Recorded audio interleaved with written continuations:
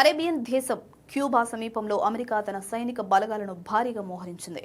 దాంతో ఆ ప్రాంతంలో ఉద్రిక్తతలు తీవ్ర స్థాయికి చేరాయి. ప్రెసిడెంట్ ట్రంప్ విదేశాంగ విధానంలో భాగంగా ఇరాన్ నుండి దృష్టి మరల్చి క్యూబాపై సైనిక చర్యకు సిద్ధమవుతున్నట్లు అంతర్జాతీయ రక్షణ వర్గాలు, అంతర్జాతీయ మీడియా కథనాలు పేర్కొంటున్నాయి. ఈ పరిణామాల నేపథ్యంలో మూడో ప్రపంచ యుద్ధ భయాలు కూడా వ్యక్తమవుతున్నాయి. గత కొన్ని నెలలుగా వ్యూహాత్మకంగా సాగుతున్న ఈ సైనిక కదలికలు త్వరలోనే క్యూబాపై వైమానిక లేదా ల్యాండ్ దాడులకు దారితీయొచ్చు. ప్రస్తుతం అట్లాంటిక్, కరేబియన్ సముద్ర జలాల్లోకి అమెరికాకు చెందిన 100కు పైగా యుద్ధ నౌకలు, యుఎస్ఎస్ నిమిట్జ్ వంటి భారీ ఎయిర్ క్రాఫ్ట్ క్వారియర్లు, క్షిపణి విధ్వంసక నౌకలతో పాటు అత్యాధునిక నిఘా డ్రోన్లు రంగంలోకి దిగాయి. వీటికి తోడు దాదాపు 2500 మందికి పైగా అమెరికా ప్రత్యేక సైనికులు క్యూబా పరిసర ప్రాంతాల్లో మోహరించారు.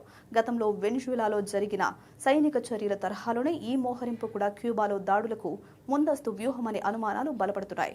అమెరికా ఈ స్థాయిలో మోహరింపులు చేపట్టడం వెనుక క్యూబాలోని సుదీర్ఘ కమ్యూనిస్టు పాలనను అంతం చేయడమే ప్రధాన లక్ష్యంగా కనిపిస్తోందని విశ్లేషకులు భావిస్తున్నారు. అమెరికా విధించిన చమురు దిగ్బంధం కారణంగా ఇప్పటికే క్యూబా తీవ్ర ఆర్థిక సంక్షోభాన్ని, విద్యుత్ కొరతను ఎదుర్కొంటోంది. ఈ నేపథ్యంలో అమెరికా రక్షణ విభాగం నేరుగా క్యూబా ప్రభుత్వ పెద్దలను టార్గెట్ చేస్తూ వైమానిక దాడులు జరపొచ్చని లేదా ప్రత్యేక ఆపరేషన్ ద్వారా అక్కడి వ్యవస్థను మార్చేందుకు ప్రయత్నించొచ్చని అంతర్జాతీయ నిపుణులు అంచనా వేస్తున్నారు. అయితే తాము కేవలం ప్రాంతీయ భద్రత, రక్షణ భాగస్వామ్యంలో భాగంగానే ఈ విన్యాసాలు చేస్తున్నట్లు అమెరికా మిలిటరీ కమాండ్ పైకి చెప్తున్నప్పటికీ సరిహద్దుల్లో పెరుగుతున్న యుద్ధ వాతావరణం కరేబియన్ తీరంలో ఎప్పుడు ఏం జరుగుతుందోనన్న తీవ్ర ఉత్కంఠను రేపుతోంది.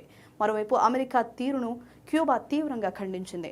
ట్రంప్ తన విపరీత చర్యలతో అంతర్జాతీయ చట్టాలను ఉల్లంఘిస్తున్నారని క్యూబా మండిపడింది. అమెరికా ఆర్థిక దిగ్బంధనాన్ని తొలగించాలని ఐక్యరాజ్య సమితిలో క్యూబా విజ్ఞప్తి చేసింది. లొంగే ప్రసక్తే లేదు, తమ రాజకీయ వ్యవస్థ గురించి చర్చించే ప్రసక్తే లేదని, అమెరికా బెదిరింపుకు లొంగబోమని హవానా ప్రభుత్వం స్పష్టం చేసింది.